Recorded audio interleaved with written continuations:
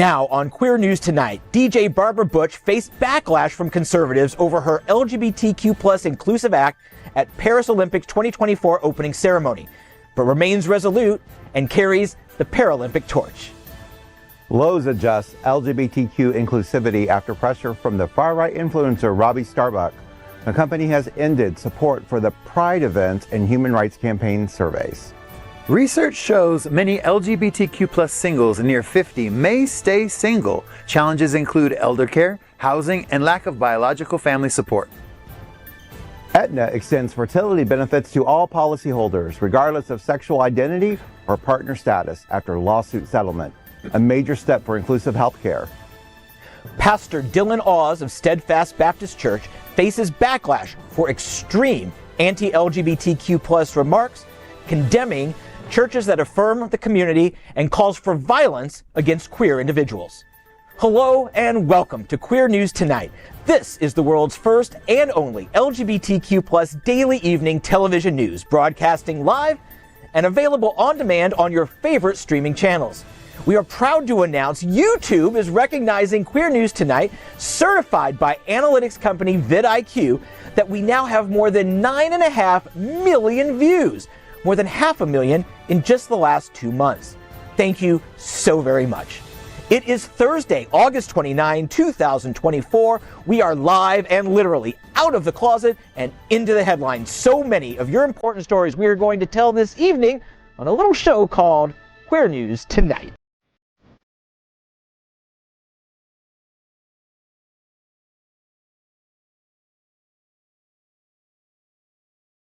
This is the world's first live daily LGBTQ evening news show, literally out of the closet and into the headlines on Queer News Tonight.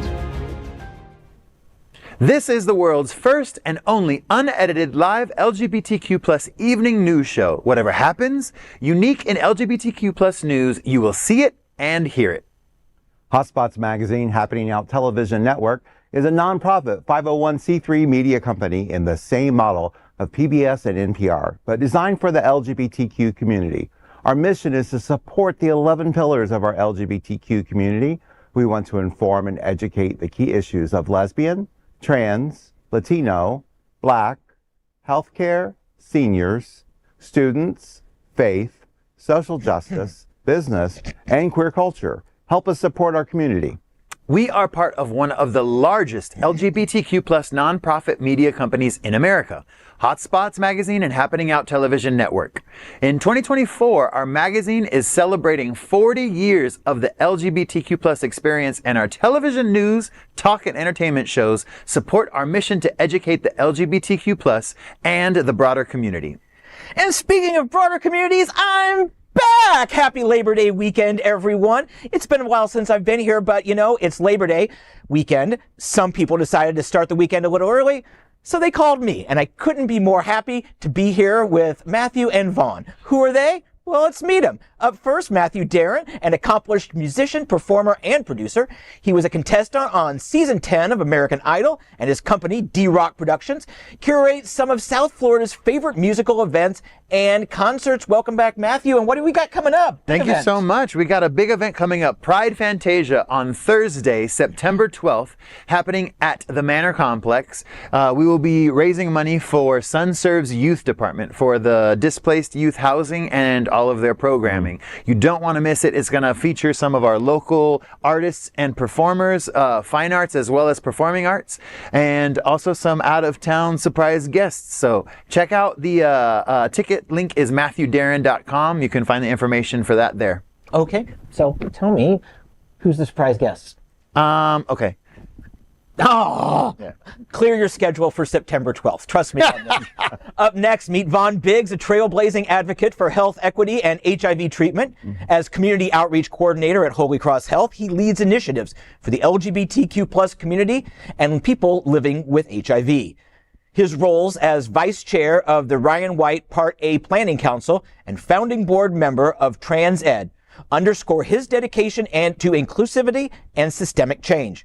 Known for his powerful speaking in public, Vaughn tirelessly champions the rights of marginalized communities, making him a respected leader in health equity and social justice. welcome, Vaughn. Thank you very much. Glad to be here. First time with you. It is. And the anchor, I'm excited. So yeah, not our first time meeting. Not our first time meeting. We go back. We go to events all the time. Right. But this is our first time on the table. I am so excited. Yes. All right. So. And of course, this is tonight's lead anchor, John Hayden.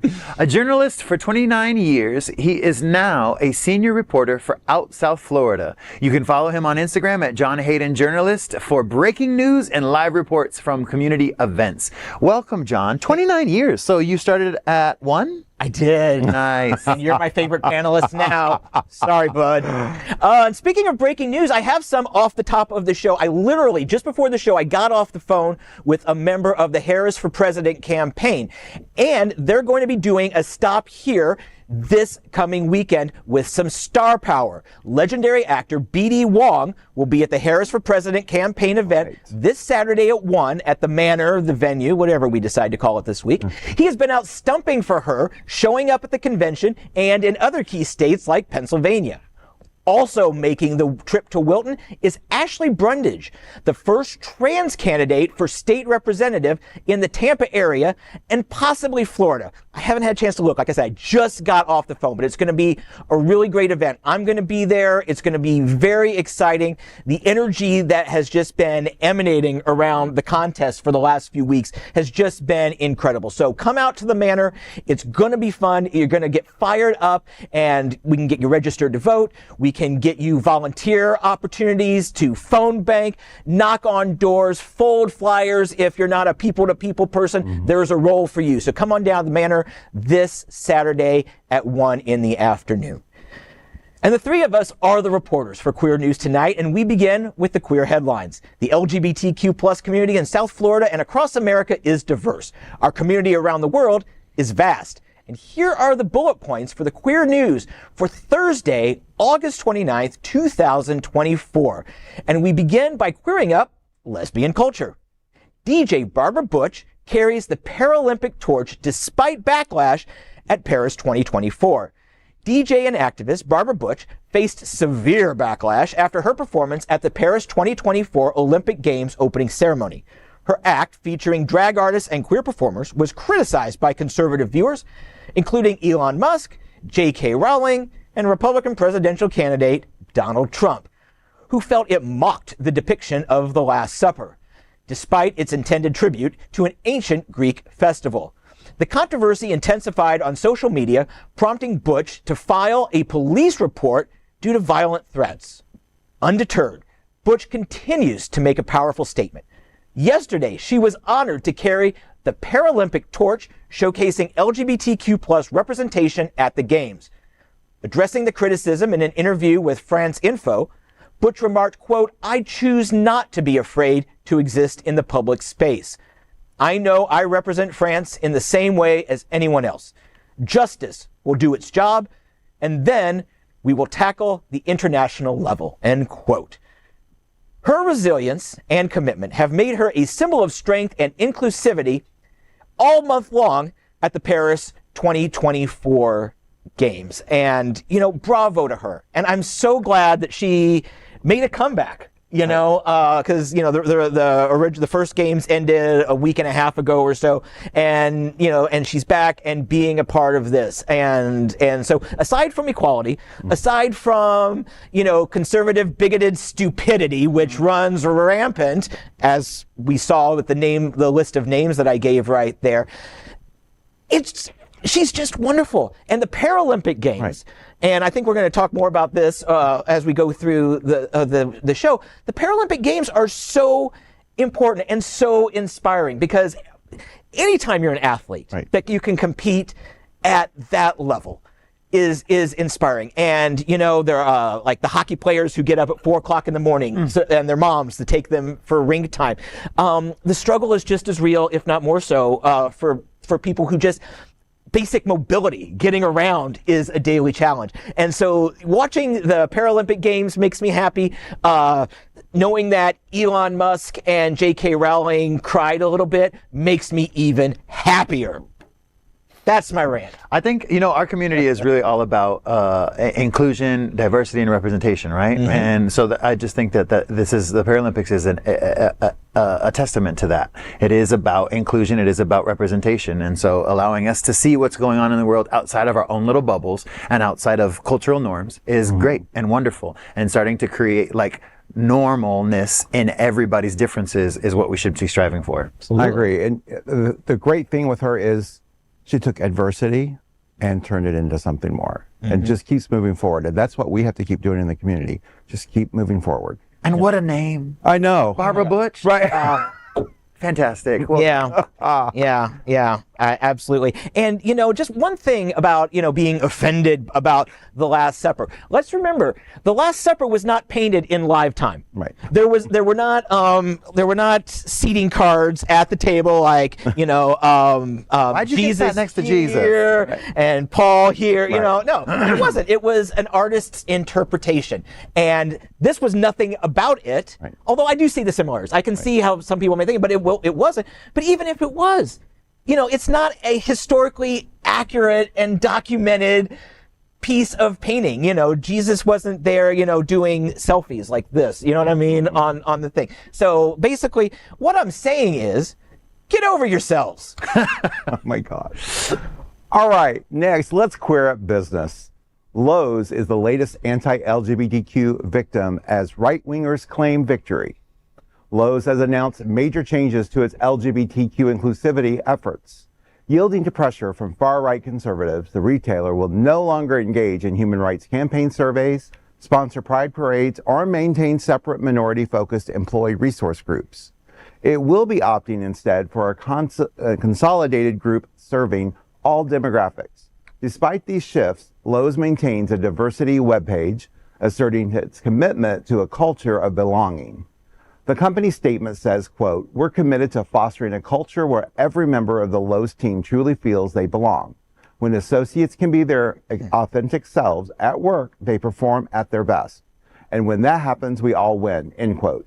The push for these changes is attributed to Robbie Starbuck, a far-right influencer known for his anti-LGBTQ stance. Starbuck has led similar campaigns against other major companies, including Ford, claiming success through a combination of fear and social media influence. Starbuck bragged on Twitter, quote, "We're now forcing multi-billion dollar organizations to change their policies without even posting just from fear they have of being next to a company that we expose," end quote. Starbucks' recent social media posts advocate for restrictive measures on pride events and criticize supportive companies as, quote, woke, unquote, fueling further controversy. We did a story the other night on this of where he attacked another company, and I'm amazed that somebody can make so much noise from Twitter that these large organizations are changing. And I understand there's some things that organizations are doing and they have to answer to higher boards, but why did they apply for the HI to begin with if they're not going to stand behind it? That's the part I kind of question. It's not a brutal process to go through that. I mean, Holy Cross, we went through that, and it's about looking at policy, procedures, creating inclusivity both for your workforce as well as your clients, your customers, your patients. So I'm kind of baffled as to why these people are really backing down from that now. Yeah. This the consolidated group, whatever they're looking for, that just reeks of the All Lives Matter movement from 4 or 5 years ago. It's just vile and it's dark and it's sad. And this reminds me, this is the opposite of what we saw in the 1990s and the 2000s. I remember the first magazines I had the bravery to go into a store and buy was a copy of The Advocate, right? And the back cover was a bottle of Absolute vodka.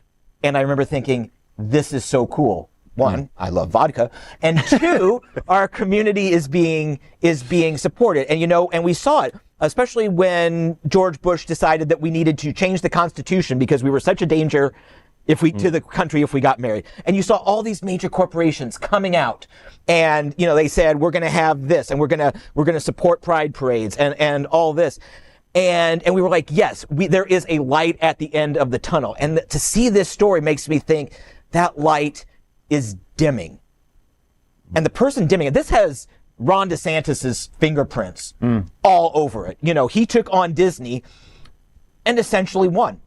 You know, they took over the district. Disney is still there. They are still charging way too much for admission and everything else. But DeSantis got his way. So this is, to me, much broader than just Lowe's. You know, now I'm a Home Depot guy myself, but it also helps that I only live 3 blocks away. But this is a flare going up. This is a warning flare that we need to pay attention to, because this is much bigger than Lowe's or any one particular company. So we must keep our eye on this. And I promise you, here at Happening Out Television and at Out South Florida, we are going to do just that. Next, let's queer up gay culture. If you are queer, single, and over 50, study shows you will probably stay that way. Aging is one of the unique challenges the LGBTQ plus community faces. If you're single and nearing 50, chances are that you might stay that way. This isn't a prediction, but a probability based on research commissioned by SAGE, an advocacy group for LGBTQ plus elders. Moreover, in 2023, Pew Research Center study shows that about 62% of adult gay men, regardless of age, identify as single. Native Son Now, a nonprofit organization for Black, gay, and queer men, recently shared this finding on Instagram, sparking nearly 400 comments. Reactions were mixed, reflecting the complexities of long-term singlehood within the LGBTQ plus community. LGBTQ plus individuals even foster community and select a chosen family to support them. However, in some aspects of getting older in this mode, aging presents unique challenges. LGBTQ plus elders are 4 times less likely to have children than their straight counterparts, potentially limiting their access to biological family support. SAGE raises concerns about elder care, affordable housing, and financial security as LGBTQ plus people age. Organizations like SAGE and San Francisco's Open House offer supportive programs for queer elders in urban areas, but those outside of those areas may face greater difficulties finding companionship and support. You know, being single isn't terrible, but not having community and not having people, a tribe of people around you, that is definitely a horrible feeling. To feel isolated or left out or neglected. And I think that the main concern is that at some point we're all going to need to depend on somebody else. And age is just one of those things that is common for each one of us. And at some point we're going to be dependent on those around us. And so hopefully we have the right amount of community around us. But what do we do for people who don't live in our beautiful community here in Fort Lauderdale and Wilton Manors? You know, like you live in, I don't want to say bumfuck because I don't know if that's allowed, but sure it is. You know, like you live out in the middle of nowhere and gay culture is not there or not supportive. What do those people do? So I think it is our responsibility as a culture, and thank you, SAGE, and all of the other organizations who are making efforts to make these changes. But it's our responsibility to look out for both our young people who are coming up in their queerness and our old people who have been holding it down for years. Yeah. You know, interesting, I just came back from DC at the Ryan White conference. And hold on to your pearls, because I was taking a workshop on geriatric care. So specifically with people aging with HIV. Okay. And they consider geriatric care 50 plus. I don't. Right? I don't either. But not. Nonetheless, the issues that we have, and it's just the LGBTQ community, is that social aspect, right? We have so many of our people, especially if they are living with HIV, they're kind of isolated. They become isolated. They become depressed. They don't have a social network.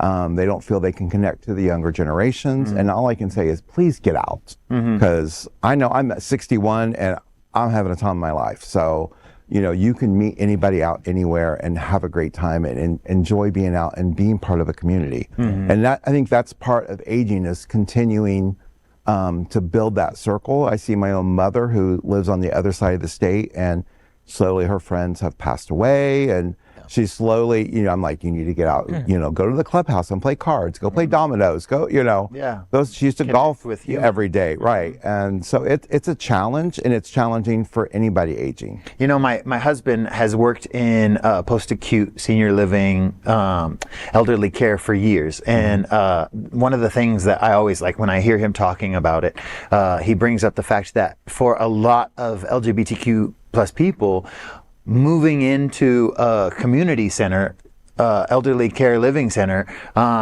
oftentimes brings with it like this sense of having to go back into the closet.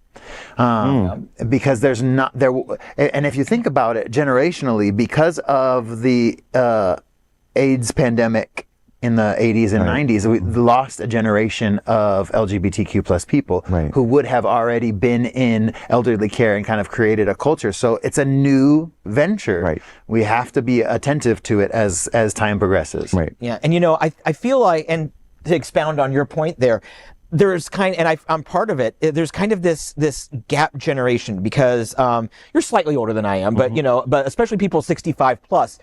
A lot of them, for better or worse, didn't come out until later in life. And they do have kids, and at this point, grandkids, that hopefully many of them will be able to go to.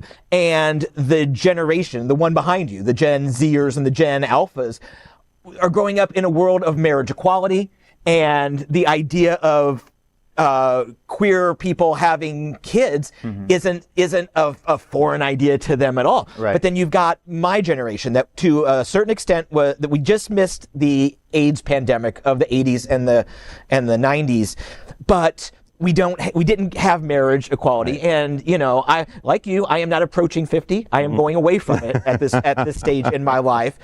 But what do you do? You know what I mean? Because when you're over 50, when you're in your 20s, we'll hook up, we'll live together, and we'll form our lives, and we're just going to mesh like that, and it's going to be great. I'm 52. I welcomed a dog into my home this year, and it was like a major life intrusion. You know what I mean? So it's hard. We're facing a time, and I have no answer.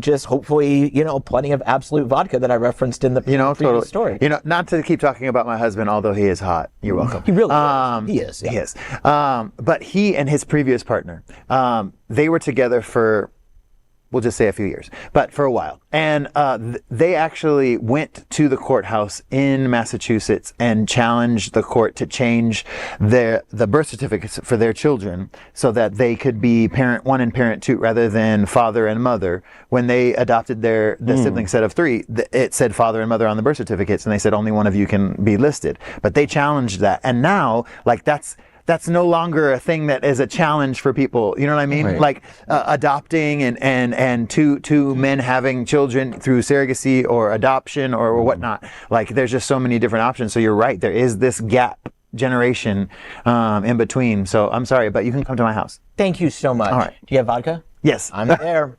Okay. Next, let's queer up social justice. Aetna expands fertility coverage for all eliminates LGBTQ disparities. Aetna has announced a groundbreaking expansion of its fertility coverage, now extending benefits to all policyholders, regardless of sexual identity or partner status. This policy change comes after a lawsuit settlement earlier this year in which Aetna agreed to eliminate disparities in coverage for intrauterine insemination, IUI, between straight and LGBTQ policyholders. With this move, Aetna becomes the first major national health insurance to provide such inclusive coverage.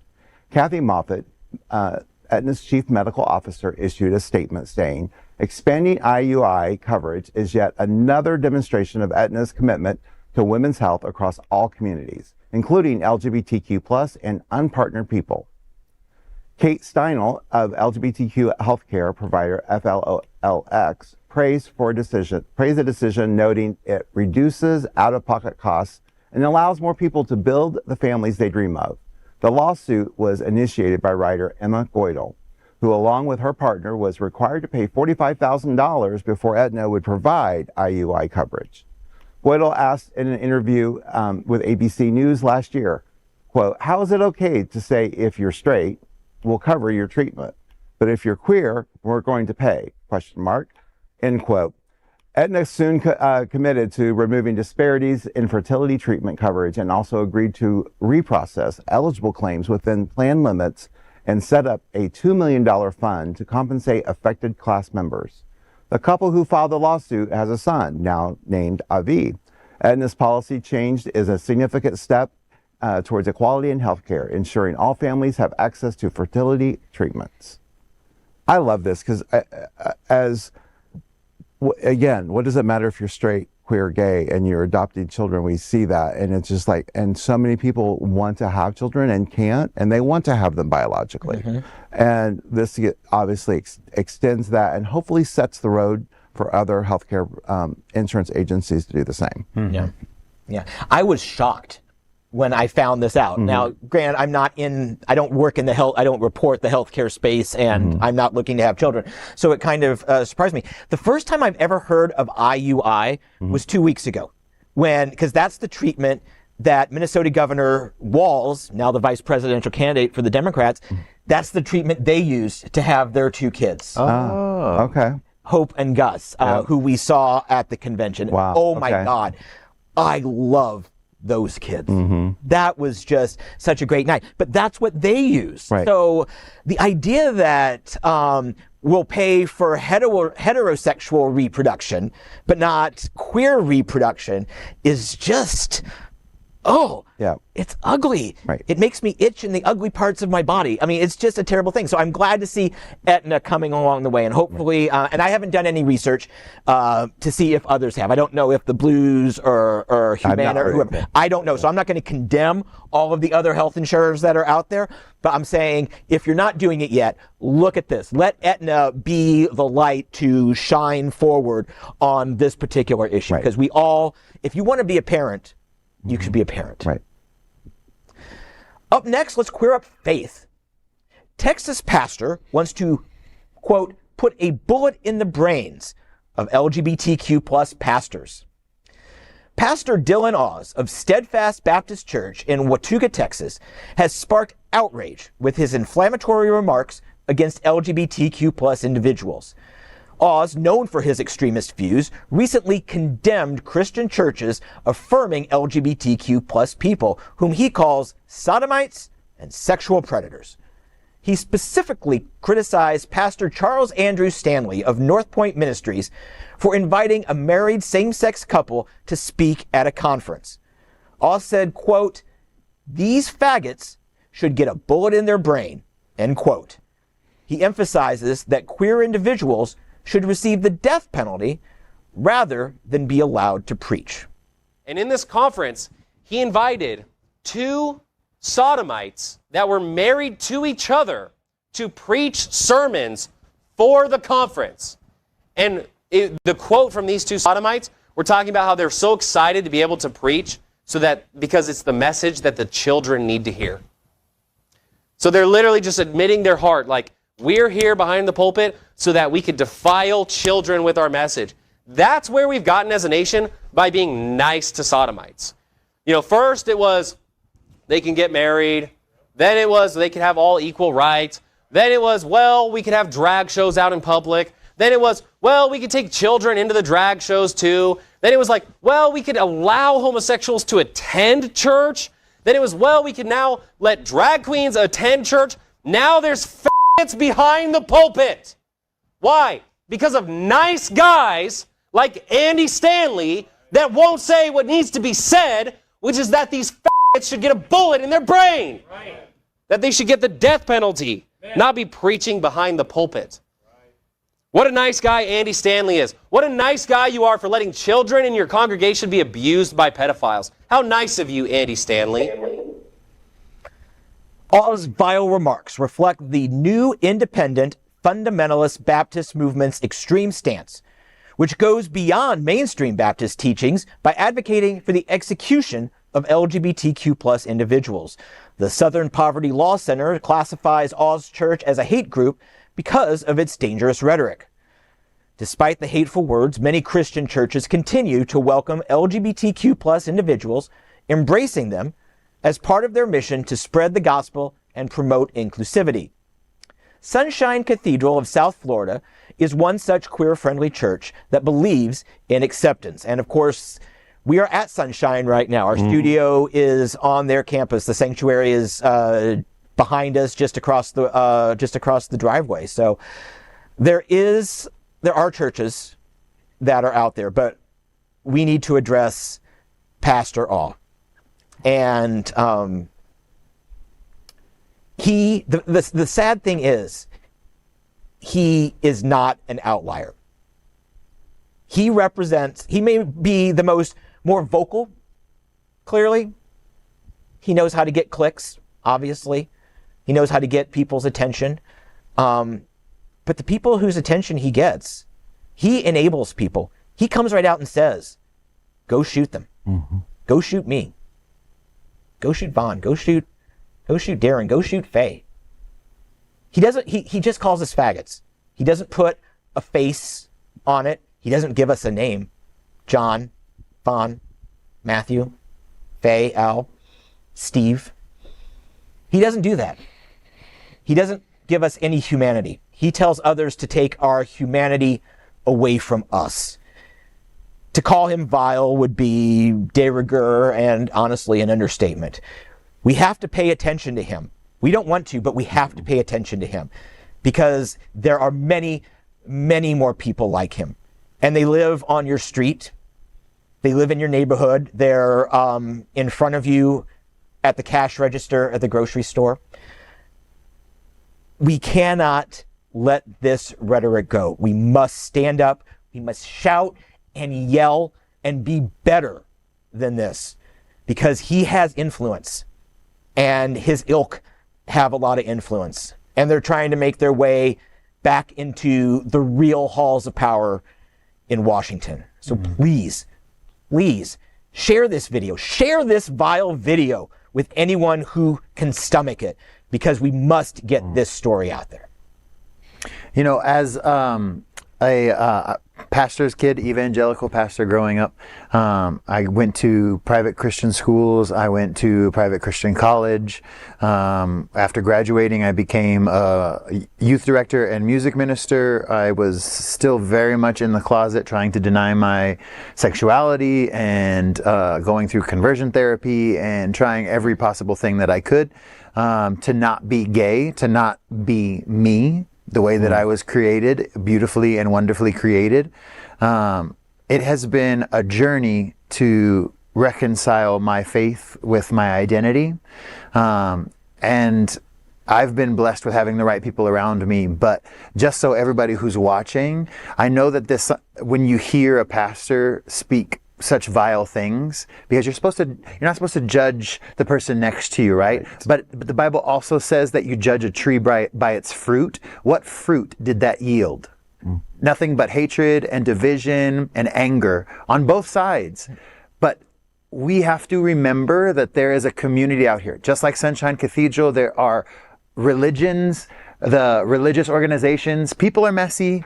Institutions are messy. That's just a part of life. So nothing is going to be perfect, but there are organizations and there are people and there are religious leaders and groups that you can be involved in to help figure out how to go on your spiritual journey in a safe and conducive environment. So do not be dismayed by that baloney, but also don't just throw that by the wayside. As John said, that's something that we as a community need to pay attention to, because those words are like ammo and they can come at any time and strike anyone at any place. So we need to be ready and vigilant of what's happening in our world around us.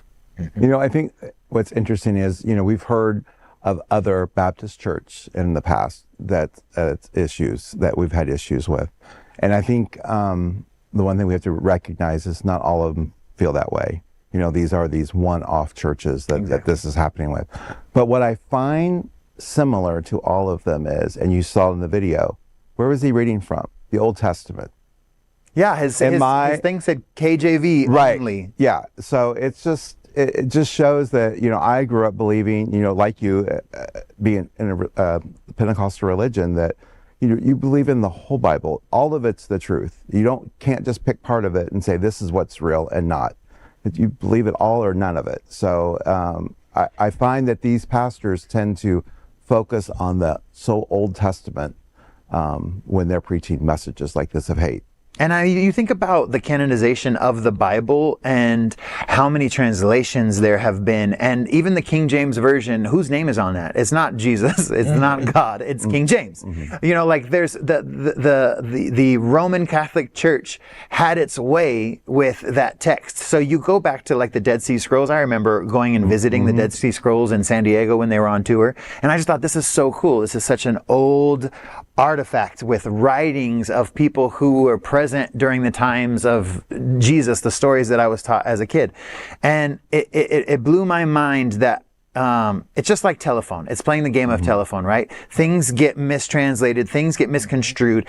And the reality is, if you look at the Bible as a whole, it speaks on love far more than it speaks on anything else. Then it speaks on money, then it speaks on hate, then it speaks on sexuality, then it speaks on anything. It speaks on love. And that is the epitome of what Christ and God have always been about. God, however you see God, have always been about love, community, inclusion, and support for one another. And so when you have a pastor speaking about another pastor, and saying that this guy is an idiot, that this guy is trying to take advantage of young people by allowing a couple to share love and the Word of God, it is so, and that those people deserve a bullet in their head or the death penalty. That is absolutely disgusting. Like, go back to the fruit on the tree. That man is not yielding anything but vileness.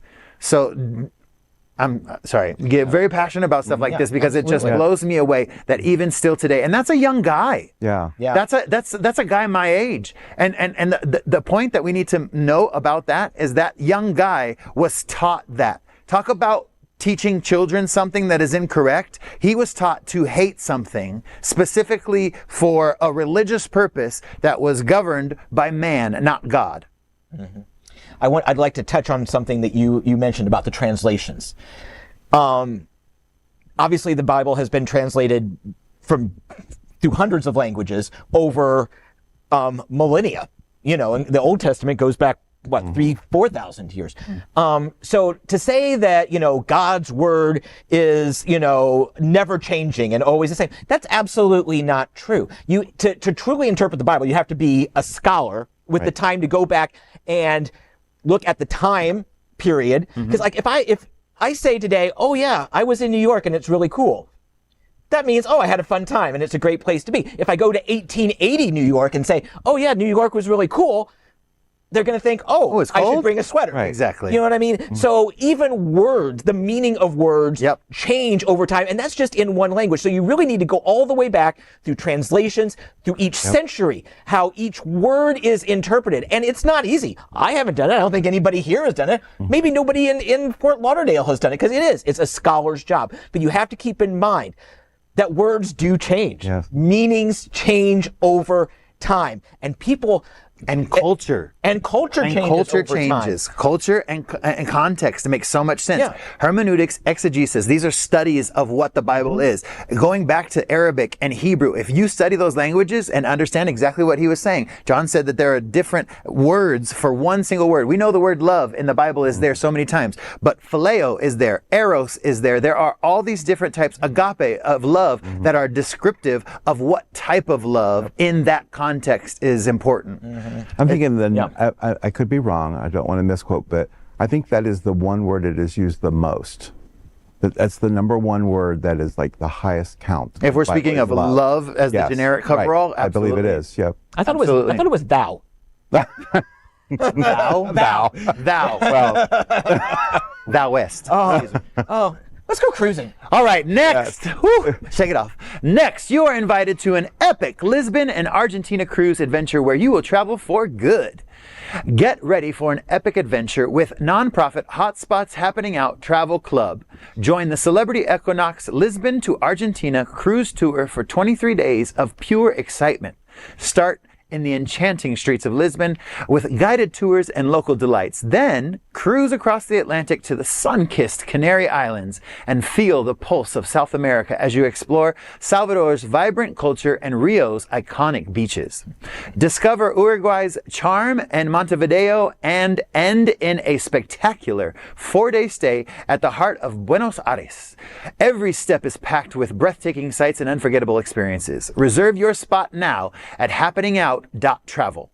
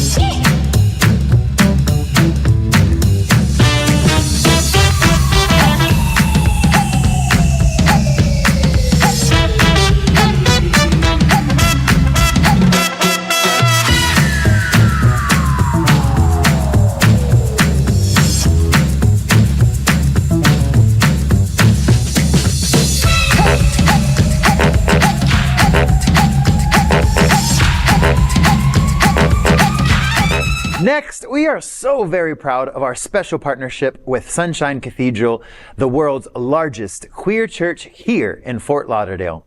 Supporting that partnership, we are broadcasting from our permanent set here at Sunshine Cathedral at the Happening Out television studios. We broadcast Sunshine Cathedral's Sunday International Service at 10:30 a.m.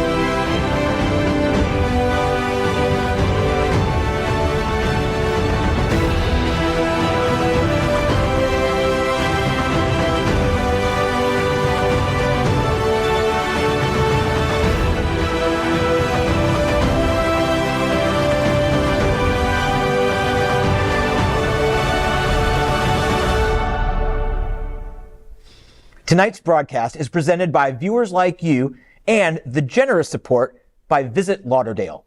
Everyone under the sun.